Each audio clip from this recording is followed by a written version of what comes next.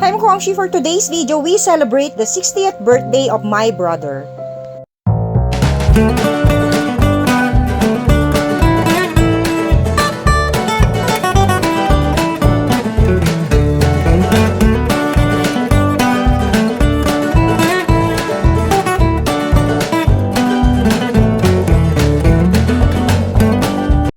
And so this is it, the most awaited day ng kapatid ko is to celebrate his 60th birthday. Although nakakalungkot lang kasi hindi na namin siya kasama. And ito talaga yung pinaka wish niya na makaabot siya ng 60. But the Lord has another plan for him. Kaya ayun, he got home with the Lord. Pero ngayon, still magsi-celebrate pa rin kami para sa kahilingan niya. And I know na mas masaya na rin siya ngayon with the Lord na doon siya magse-celebrate. And super special kasi ang 60th birthday niya ay nandun na siya kay Lord kasama ang aming mga parents at ang aking bunsong kapatid. And so, kuya, happy birthday. Alam ko hindi mo na ito marinig, hindi mo na rin ito mapapanood. Still, alam ko mas happy ka na kasama si Lord sa buhay mo. And help us to pray, be our intercessor, give hug and kisses to Mama and Papa, and of course kay Bong, and look after us always. Thank you for your love, for the good memories that you shared to us, and mahal na mahal ka namin. We had our simple breakfast at home. Then, pagkatapos nito ay magsisimba kami ng 10 a.m. Tapos, bago namin dadalawin si Kuya sa cemetery.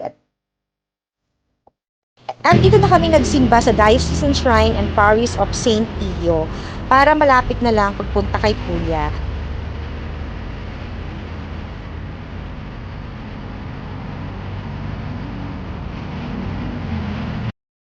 And ang nakakatawa during Mass, ngayon din pala ang araw ng World Marriage Day.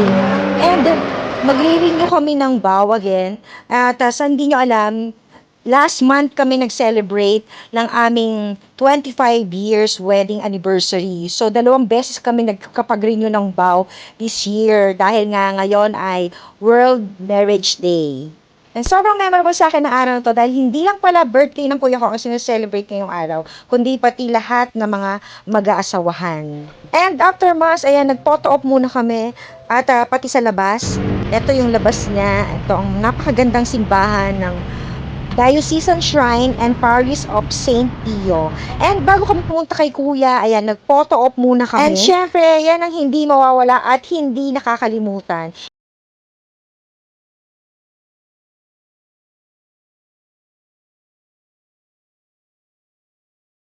At nandito na tayo sa Garden of Gethsemane kung saan nandito rin yung mother ko.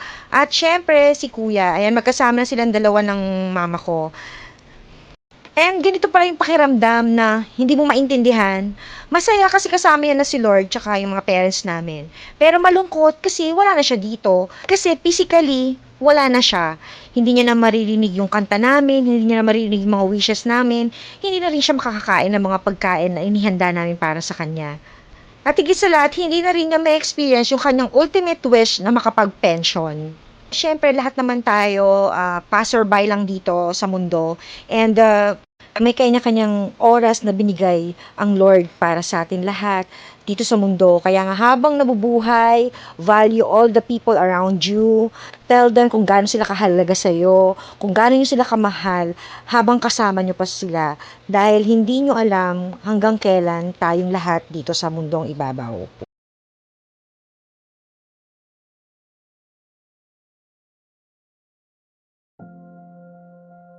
Go from this world with all his faults. Take him into the realm of light and peace, and into the community of your saints, and give him share of the eternal delight in your kingdom.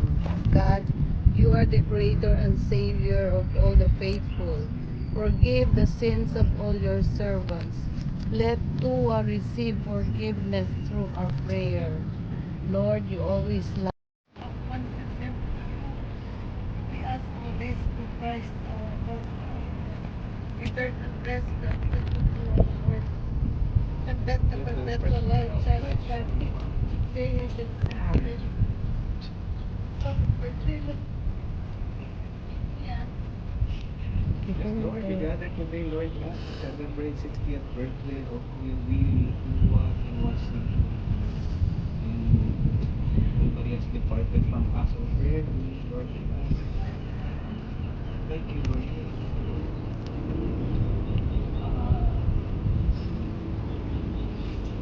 sending us to the party.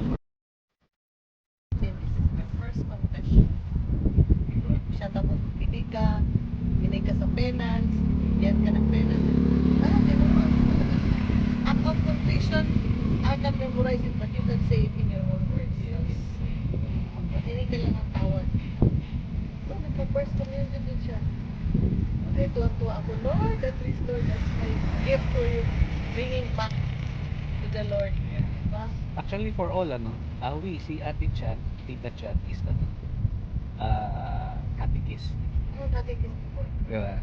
What makes a sin mortal? Kaya Three ganyan. things makes a sin mortal. Grievous matter, full consent, and full knowledge. What is the meaning of Bible? Meaning of Bible. Basic instruction before living. Pero yun na, going back, no? Yan yung talagang purpose natin. Passing through lang tayo sa mundo. So pag uwi mo, sasabi ni kapatid mo, kung paano yan, ikaw na mag-isa sa pag kuha mo ng maliit na bata yung out of school youth, 12 years old, mga ganon. I will train her and I will teach her how to pray and I will make her first communion and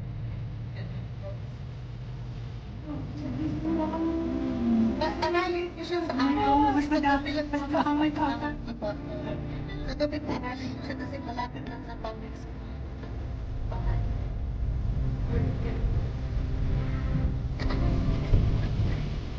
Yan, yung decision mo na yan, diba? It's the way of the Lord, pagpakipag yan natin po. Pagsaservice.